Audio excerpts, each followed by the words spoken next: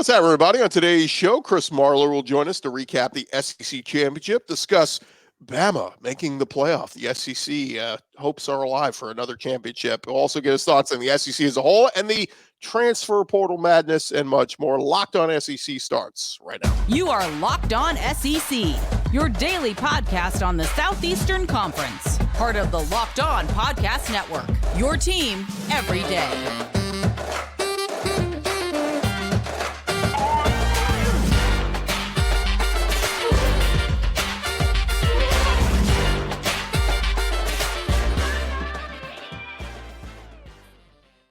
And what's up, everybody? Welcome into Locked On SEC. It's great to have you guys along. Today's episode is brought to you by FanDuel. Go make every moment more right now. New customers get $150 in bonus bets with any winning $5 moneyline bet at FanDuel. That's $150 if your team wins. Visit FanDuel.com/LockedOn today to get started. I'm Chris Gordy. Thanks for making Locked On SEC your first listen every day. Shout out to our everydayers. We're free and available wherever you get your podcasts and on YouTube. Part of the Locked On Podcast Network, covering your team every day. All right, we talk with him every week. Excited to get him in here. Our buddy Chris Marler, who was a very happy person after the SEC championship. And Marler, I just want to dive right into it. I don't know what happened. I was on the record last week saying I thought Georgia was going to win big. But this whole thing about Georgia owning the SEC and all of college football, Nick Saban reminded folks he's still very much alive. You know, I'll start with saying I also thought that Bama would lose that game. And I don't think that double digits would have been crazy. And I remember saying this before the national championship game, like from like a betting standpoint, taking an alternate line at UGA -10 would be a good value bet because they might pull away late. And that's you know, like they tend to do when they lean on people. As a Bama guy, and I'll just say this strictly like from the fan side, but like also objectively watching the game, it was really cool to watch how that game unfolded and kind of realize like, okay, I know that I've been preaching like the dynasty's not dead yet. The dynasty's not dead yet. But like to see the way the game played out and then Bama kind of do some of the things that they did forever and were known for under Nick Saban, and really Kirby and company over there at Georgia have made a staple of their program, like leaning on people late, spreading the ball around, just like pressing on you. And like when you get to the second half against Georgia, it's like you just are up against like your own will, right? Watching Georgia not be able to punch it in from like second and goal from the one, not being able to have an answer to stop Milroe, and then seeing Tommy Rees on the very last drive, you like Georgia pulls within 3, Bama gets the ball with a little over 2 minutes to go, and they come out in 5 wide. In a formation that was, you know, like a little bit of a disguise, and they show a new wrinkle they haven't ran at once this entire year. Thought it was a really, really good game. Still think Georgia is an incredible program, incredible team. Obviously, there were a lot of injuries that affected them. Like, you know, it seemed like nobody was 100%. They looked almost lethargic and beat up. But yeah, it's not. I mean, I remember saying to everyone at media days, you guys thought I was just being a homer and being, you know, crazy. But everyone just kept assuming like, all right, so listen, like how many more years does Saban have? Like obviously Georgia is king now, and LSU is gonna they won the division year 1 with Brian Kelly. And I did not understand why we were really just like putting the nail in the coffin after 2 losses over 4 total points. But it was an awesome game, man. Yeah, I mean it's crazy. We'll talk about Bama's full season as a whole here in just a second. But what shocked me, Marler, was that was the first time in 2 years that we've seen Georgia come out and just not look like the aggressor. Like Bama looked like the hungrier team. They were running to the football. They were hitting hard. I mean, I just like it looked like Georgia got hit in the mouth. Like I don't know if they went into that game just expecting to win or like what the mentality was, but clearly like you go back and watch that game, like Bama looks like they are the desperate, oh my God, we want this more than you do. And Georgia looked like they were sleepwalking. It looked like they got punched in the mouth for the first time, like more than once, and they didn't know what to do. They just didn't know. They hadn't been in that situation. And I remember saying this like at the start of the year, like Georgia is so good. They can beat every opponent in the regular season by double digits, but sometimes you wonder if that's like a detriment when you get to the postseason because you're not battle tested. And I think this team was pretty battle tested, especially more than maybe like some of the last 2 national championship teams were. But like Georgia came out, and I thought the script for Bama to have won that game would have had to have been do what a lot of teams have done in Georgia this year, which is score earlier, score first, and then just try to like get it to it's late in the fourth, and hopefully figure out a way to beat them, because Georgia has been a second half team a lot this year, and Georgia comes out and forces Bama into a 3-and-out, and then goes right down the field, just hot knife through butter, scores a touchdown on their first drive, and then Gordy, in the next 44 minutes of the game, like from 10 minutes in the first quarter to 9 minutes in the fourth quarter, they had 8 drives, 5 punts, a missed field goal, a turnover. I think they had only 3 drives out of 11 total in the day that were over 5 yards or over 5 plays. They just never got anything going. And I didn't get it, because they had early success and just disappeared. Yeah, it's important sometimes to practice restraint, and I'm glad I practiced restraint on Twitter, because when you mentioned when Georgia comes out and they go right down the field and score, I was this close to tweeting, "Oh, this is gonna be a bloodbath. Oh, yeah. Georgia's gonna Bama already punted. I mean, Georgia's looking like they're gonna go up and down the field and score." And thank God I didn't tweet that, because it didn't go that way at all. Yeah, the guy next to me where I was watching the game leaned over to. I was the only Bama fan around where I was, and it was all Auburn and Georgia grads. And he leaned over, whispering, I wouldn't hear it. And he goes, "Georgia's going to win this game by 35 points." And I honestly, at the time, I was like, I don't know if I'm going to argue that, because it was a pretty scary start. But I will say that it did look off. But you also got to give a lot of credit to Nick Saban and Kevin Steele, especially. And honestly, a guy that we really, I want to say, made the scapegoat of the season, but at the start of the year, the 2 biggest problems, or the ones that caught the most ire from fans, was Tommy Rees and Jalen Milroe. And it's been fun to watch this Bama team not dominate every week, and watch Nick Saban have to coach this team. And I think it's really rejuvenated him and energized him. And like I said, it's just been a really fun season. Yeah, one other thing is, I thought, and Georgia, to their credit, they didn't stop fighting, right? I mean, they scored. I thought, Saban said this after the game, that the determining drive was when Georgia scores and makes a 1-score game, Bama then goes on a long drive and scores another touchdown to push it back to 10. I thought that was a huge drive, because that was if you go 3-and-out there, you punt, maybe Georgia comes back and wins that game. But I just thought nothing came easy for Georgia. Bama made them work for everything. Even when Georgia, you get down to the goal line, first goal, nope. Second goal, nope. Third goal, no. It's damn, they were making them work for everything. Everything had to be earned, even extra on Saturday. And so, again, credit to Alabama. They played their butts off. But again, the way Georgia had been on this roll, man, it's hard not to say that Nick is still in Kirby's head. I know he finally got the monkey off his back and won that championship, but you look back on it and go, if John Mechie and Jameson Williams are healthy in that game, maybe he is undefeated against them. I said it in February. Listen, I am what Georgia has done over the last 3 seasons is incredibly impressive, and one loss does not define this program or Kirby Smart, any of that stuff, right? Fully admitted, like I do every week. I'm a Bama fan and all that kind of stuff, but I can be objective here, and I feel like I have been with this program because even with how dominant this run is that Nick Saban has had at Alabama, which I will never be seen again, most likely. I mean, the dude played for 9 national titles in 14 years. He won 6 in 12.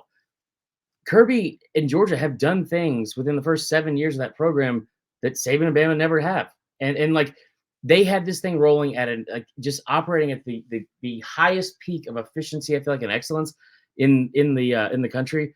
But I said this in February. I was like, the narrative shifted so quickly because I think people, for one, wanted to see the dynasty over because they're tired of watching Bama.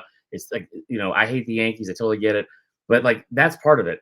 The other part of it's you watch Georgia and you kind of believe what your mind and eyes have been telling you the whole time, right? They are dominant and maybe they are the new kings of it.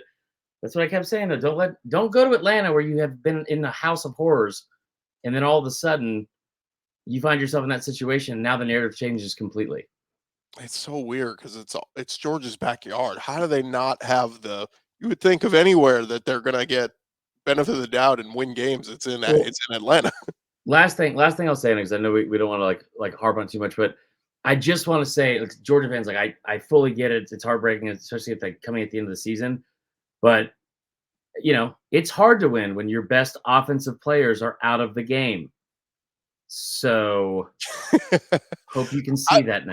I will say, I mean, like, I think and I wonder if Kirby's kicking himself, but going to Ladd McConkey and Brock Bowers as much as they did, look, those guys are awesome. They were clearly not 100%.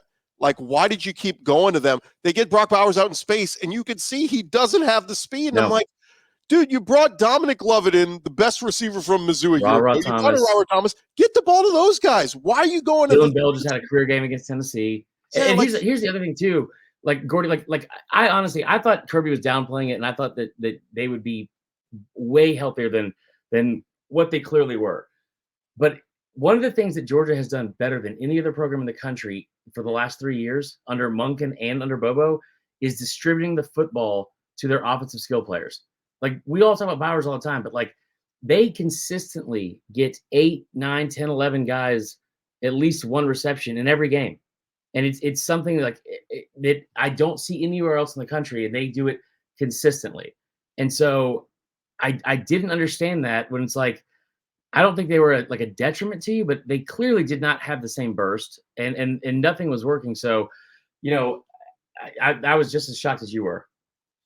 All right, we're going to talk more with Chris Marler here in just a second. Did the committee get it right? That's the big question. We're going to talk with Chris Marler about that here in just a sec. Thank you guys for making Locked On SEC your first listen every day. I want to remind you this episode presented to you by our friends over at FanDuel. As the weather gets colder, the NFL offers are staying red hot over at FanDuel right now. New customers can get $150 in bonus bets with any winning $5 moneyline bet. That's $150 if your team wins. If you've been thinking about joining FanDuel, there's no better time to get in on the action. The app is super easy to use. Tons of betting options up there, from spreads, player props, over-unders. All of it is up there for you. And it's not just the NFL. They've also got college action, the bowl season, the playoff games, the Michigan Open as a favorite over over Alabama, and they've been a favorite. Do you like Bama in the upset? Go take advantage of the odds there over at FanDuel. Go visit FanDuel.com/lockedon. Kick off your end of the year winnings right there throughout this NFL season and the college bowl season. They are FanDuel. They are the official partner of the NFL. All right, as we jump back into it with our buddy Chris Marler here on Locked On SEC. Marler, look, the big question everybody's been asking is, did the committee get it right with the 4 teams making the playoff? My takeaway has been no. But what the hell else did you want them to do? I mean, they were in an impossible situation. There was no right answer on how to put the best 4 teams in. When you say the best 4 teams, Marler, what's the best Chinese restaurant you ever ate at? You're going to have a different answer than me. It's just best is so subjective. It leaves it all up in the air. But what'd you make of their decision? I tell you what, if there was a nation of people that loved to eat Chinese food every single Saturday, and they've done it their entire lives, and it's their favorite thing in the world, and my job was to figure out the 4 best Chinese restaurants, I would just try to do my job. I'm very happy that Bama got into the playoff. And I'm not gonna feel guilty as a fan that I get to watch my team in there.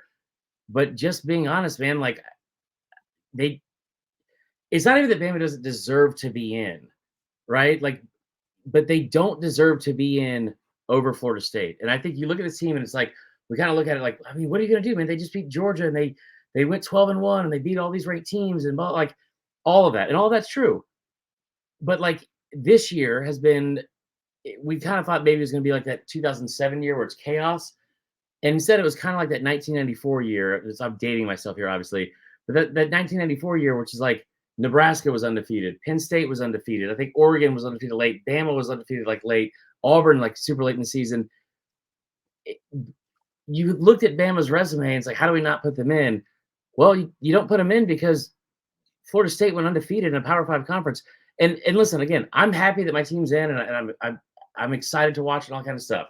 But what I keep going back to is, if it's the 4 best teams, I really think you could make the argument, a convincing argument for either side, and sway my opinion, anyone's opinion, and like make a convincing argument for it. But when you think about having a team of 85 to 100 teenagers and young adults that have worked out, gone, like, busted their ass, like 6 a.m. practices, 2 days, all that stuff year round. Also, fun fact about Florida State, 18 of their 22 starters coming into the season were at least 4 years into the program. It was one of the most veteran teams in the entire country. And you sit here through this rebuild with Mike Norvell, then you finally have this breakthrough year and you're 13-0, and all you did was everything you were asked to do. Yeah. And you're basically saying, like, not only did your regular season not matter, but the other 84 scholarship players, like, sorry, that this one guy, he got injured, so now none of you like are going to get to go to the postseason.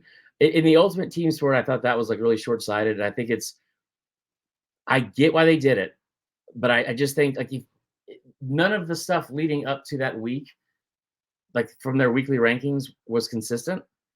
And honestly, this was more of a resume thing, I think, for Bama, and an eye test thing for Florida State. But man, their biggest eye test that they were confident in all year was was Oregon. And despite only having their best 2 wins being against 4 lost teams. Yeah, I thought the talk of Jordan Travis is just, it's their convenient excuse because they have it in the I think like somebody in the committee must have went, hey, wait, the bylaw says if a key player gets hurt, we can ding you. So everybody in agreement, will roll with that. Like, they were looking for any out they could, because if they didn't have that, what the hell's your excuse? And it's funny. Look, we're locked on SEC, and I'm more often than not, I'm an SEC homer. But this was one year where if the SEC had been left out, it would have sucked. Our podcast would have had low numbers, all that kind of stuff. I would have said, I get it. Because at the end of the day, to your point, Florida State, the question is, what more could we have done? The answer is nothing. You could have done nothing. If Bama's left out, and I get it, somebody said, you can't leave the SEC champ out. I said, is that a written law that you can't leave the SEC champ out? You can. Because the question for Bama is, what more could we have done? Well, you could have not lost to Texas by double digits at home. By 10. Yeah, that's always like, that's one you could always go back to. But to your point, with Florida State, there is no, what more could we have done? Well, could have kept your quarterback from breaking his leg. Like, what? You can't do anything about that. Here's the other thing, too, is that, like, I think a lot of times just the way college football plays out, that we see it happen almost every year, it's like you can navigate an early loss, right? Like, I think when Bama lost, like, I thought that, I said in the preseason they'd lose by 10 plus points to Texas because they wouldn't have the quarterback thing figured out. I think that we just kind of assume, like, we just wait till you get to November. Like, there's always chaos. And there just really wasn't this year. There was a lot more, I think, conference parity from around the country. But again, like, if you would have come out, they had the opportunity when they first came out with the rankings to say, if they wanted to, like, listen, Florida State, we don't think is that good. Like, their best wins against a Clemson team that's like struggling as of right now. You could have put them at 5, 6, 7, like we've seen them do to undefeated teams in the past. Instead, you chose to put Bama and Texas there and assumed, I think, that it was just going to play itself out, and it didn't. And the other thing I'll say, too, is that, like, I always say that if we're going to talk about sports, we're going to do it in facts, right? We're going to talk about it in facts. And the argument against Bama strictly being like, well, they barely beat USF, or they barely beat Auburn, or they barely beat Arkansas. Stop. Just stop. Like, they had more ranked wins against ranked teams than any of the other teams besides Washington. I think they were tied with Washington in the Final Four. They played the number 5 overall strength of schedule. I mean, like, that's the other thing, too, that I don't like where this is kind of the direction it's going in, because it kind of seems like this year more than ever, preseason confirmation bias of what we think we know has, like, factored into a lot of the decisions. Right. And also this idea of, well, they score a lot of points, they must be dominant. Right. Is what's helping the eye test. Like, defense is still part of the game. Well, that was the big problem I had with Michigan. And you and I talked about it here on the podcast over the summer. I said Michigan didn't play a non-conference schedule. And yet at the end of the day, no one cared about that. They're the number 1 team going in the playoff. And if I'm any SEC team, I'm looking at that going, why am I scheduling a tough non-conference game? Right. The committee is telling me if I play ECU and Bowling Green and whoever, you're going to put me in the playoff as long as I win convincingly. Well, why am I, why am I scheduling these tough games? It doesn't help me. I will say that the Michigan thing too, it's crazy to me they just got like a free pass from this whole thing. Like they cheated in this year. They cheated this Right. year. And they not only didn't get in trouble, they're the number 1 overall seed. Just to harp on the point real quick that you made about like they didn't play a non-conference schedule, buddy. If you think that was bad, those first 3 games against 2-10 ECU and then whoever else, like I think UNLV might have been their toughest on the schedule. The next they got into their conference games the week after, and they didn't play a team with a winning record until the second week in November. It's again this whole like the tough part with the NFL is like most everybody plays everybody. So at the end of the year, like my friend said, imagine playing an NFL schedule, and at the end of the year we say we're going to get a bunch of people in a room and go, all right, now who we think should make the playoffs? Like, no. It was settled on the field. Everybody played just about everybody, and like you played a tough schedule. The college football is not like that. Like not every schedule is created equal. So it's so subjective, I will say, I think that the one sad part of all of it is because like the subjective part of it is what used to kind of make it like it charming and like you're obviously gonna like there's biases like for your team and who you think is this and that or SEC versus like the Big Ten or whatever. But it seems just clear by the day that at every single turn, whether it's the NCAA, whether it's the College Football Playoff Committee, whether it's like the expansion of the conferences, the people that are in charge of college football are not college football fans. And all the decisions that are being made, I'm not saying they're not factoring in the fans and players enough into their decisions, but it's definitely not the priority. Yeah, well, it is a discussion for another day. But when we talk about the folks on that committee, like somebody brought up to me, they said Mitch Barnhart, I think, was on the committee, or like some of these people in the SEC. They're like, wait, so if an SEC wins the championship, don't like payouts go to all the schools, right? I said, yeah. I said, so the ADs profit off of this, right? I said, well, yeah.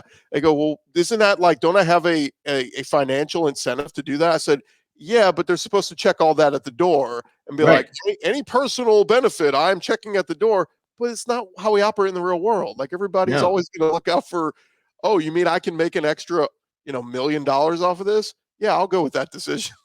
you know. So, all right, we got more to discuss with Chris Marler. That is coming your way here in just a second, right here on Locked On SEC. All right, I want to remind you guys about our friends over at Prize Picks. We've been telling you about them all year. If you guys have not downloaded the Prize Picks app yet, what are you waiting for? Prize Picks is the largest daily fantasy sports platform in North America, the easiest and most exciting way to play daily fantasy sports. It is just you against the numbers. Instead of battling thousands of other players, including pros, sharks, you pick more than or less than on 2 to 6 player stat projections, and you will watch the winnings roll in. With basketball season here now, you can pick combo projections across football and basketball from their specials league. So if you like LeBron James, the 3-pointers made plus receptions, or you like or Travis Kelce plus receptions with LeBron 3-pointers made, you can combo them together. It's an awesome tool for you right there at Prize Picks. And they even offer a reboot policy, so your entries stay in play even if one of your players gets injured. For football and basketball games, if you have a player who exits the game in the first half, doesn't come back in the second, that player is rebooted. Prize Picks, the only daily fantasy sports platform with an injury insurance policy. Go to prizepicks.com/lockedoncollege. Use our promo code LockedOnCollege for a first deposit match up to $100. Again, that's prizepicks.com/lockedoncollege. Use promo code LockedOnCollege for a first deposit match up to $100. It is daily fantasy sports made easy over at Prize Picks. All right, one more segment here with our buddy Chris Marler, and we got the SEC championship recap. We got the college football playoff decision and all that. I do want to get on some transfer portal stuff here in just a second, big picture, but you got an early thought on Alabama versus Michigan? I keep saying, Marler, I mean, I keep going back and forth. This is a really good Michigan team. To me, we're going to find out very early in this one. If Blake Corum is gashing Alabama, getting 5-6 yards a carry, I'm going to go, uh-oh. All right, Bama's in trouble. But if Bama did what they just did to Georgia and they're stuffing the run and looking at J.J. McCarthy and going, hey, what else you got? This could very well go Bama's way.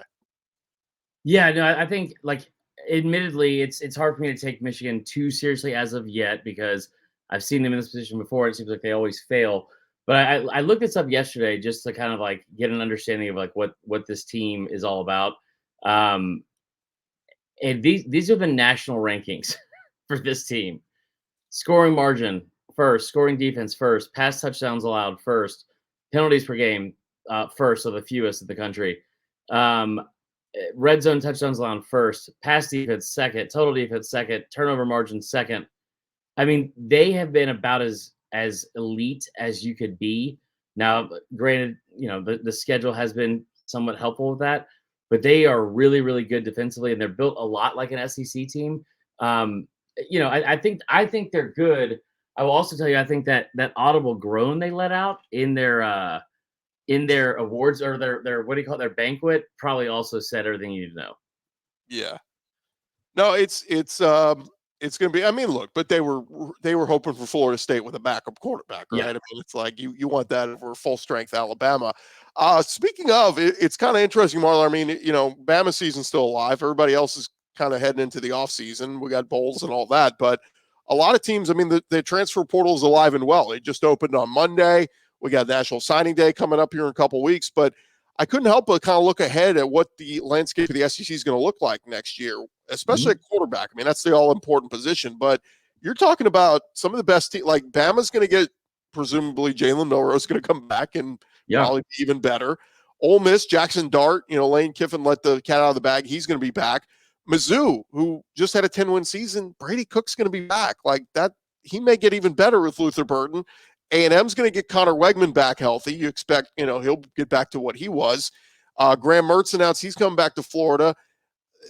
Those are really your 5 returning starters next year, right? I'm trying to think if there's anybody else. And by the way, Tennessee's getting Nico to start. I'm just talking about guys who are coming back as returning starters. Yeah. And I guess Carson Beck at Georgia, right? He'll be. I think he will. I think one of the things that's really cool about just the way college football, like one of the benefits of like the new era of college football is, and especially with the COVID year and us still being in that little window of time, is that for a long time, the way that football works always, it was like if you can leave early and we, get to the NFL, make your money, all those things. Right. And a lot of players that came from some homes and backgrounds that weren't that financially successful, they did that. And the other thing is too, you just have this constant thing where it's like, you want to start right away, you want to play right away. And then I want to get to college, then I want to get to the NFL and everything's fast tracked.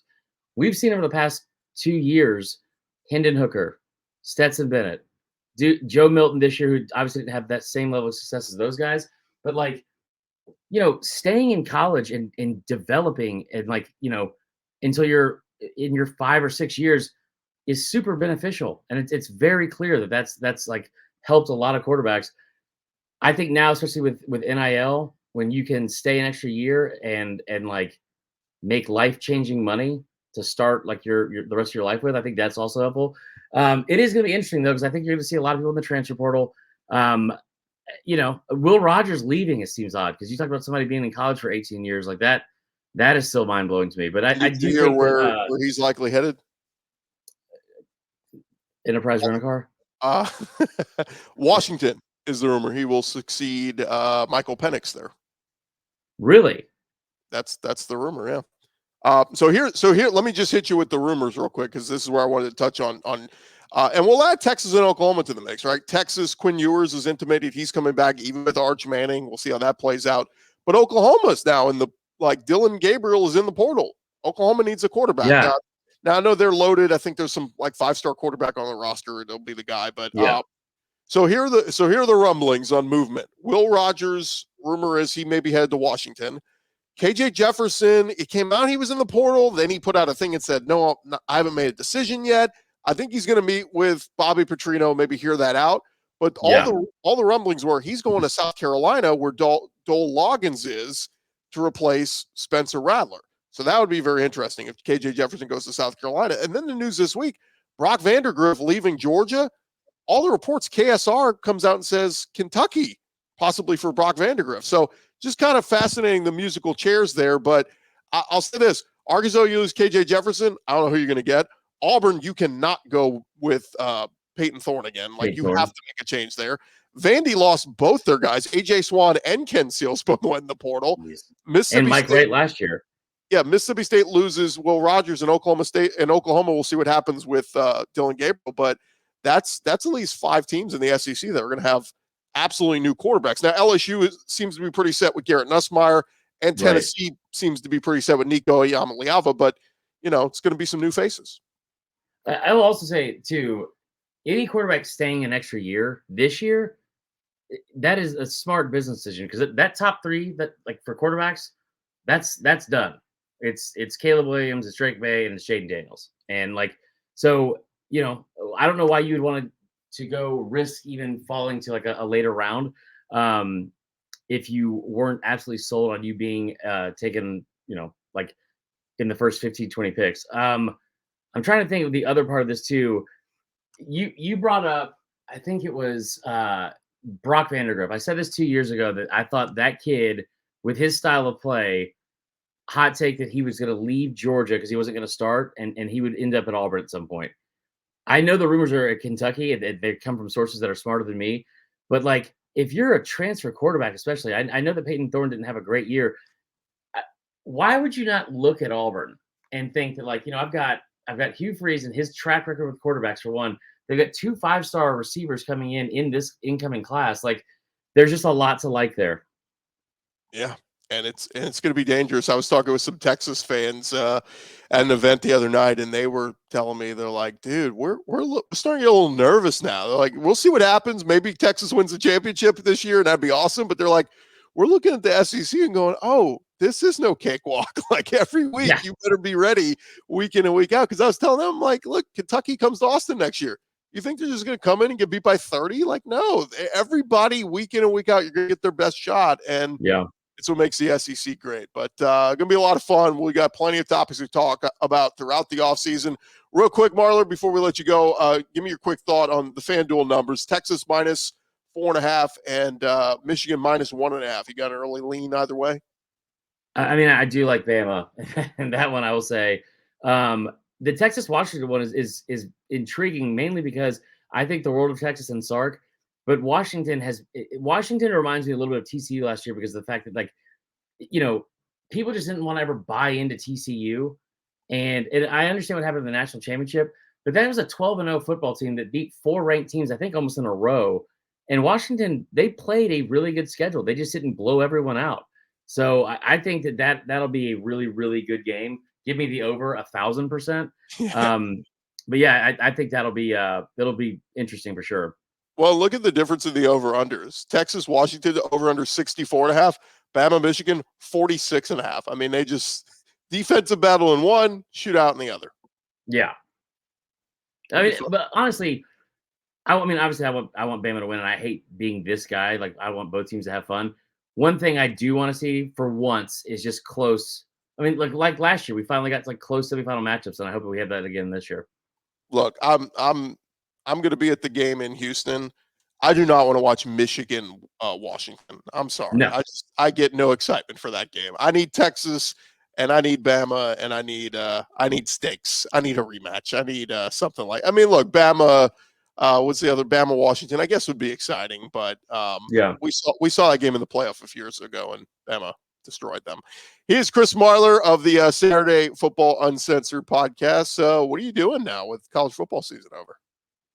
So I wanted to do some one-off evergreen videos about, nerding out over my different things in college football, and really got into a deep dive about the Heisman and just some of the ridiculousness that over the years with voters and some of the people that won or didn't win and all that kind of stuff. Turns out nobody really cares about 1970s Heisman winners that shouldn't have won. Everyone's over it except for me. But did you know that Archie Griffin, when he won his second Heisman, the only player to ever win 2, did you know that in his second year, he only scored 4 touchdowns? Wow. And his own teammate scored 25.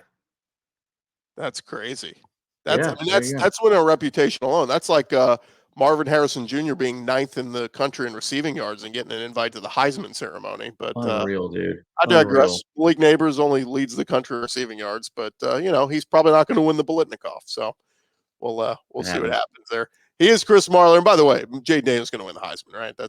We don't even need to talk Yeah, about it. the only thing, like, I think he should have been after the Bama game. I thought he was the favorite. The only thing I don't like about this is that it continues to be an award that is not only like offensive based or like people just they hitch their wagon to somebody and are fully convinced that like they are gonna win all of November. The "what have you done for me lately" thing with the Heisman. Bo Nix was minus 200 to win the Heisman. His odds were on Thursday before his game. They are now plus 9,000. Wow. I mean, Actually, but look, yeah, I'll hold that. he should have performed well in the Pac-12 title. I mean, look, Jaden He Daniels had did. 308 total yards and 3 touchdowns.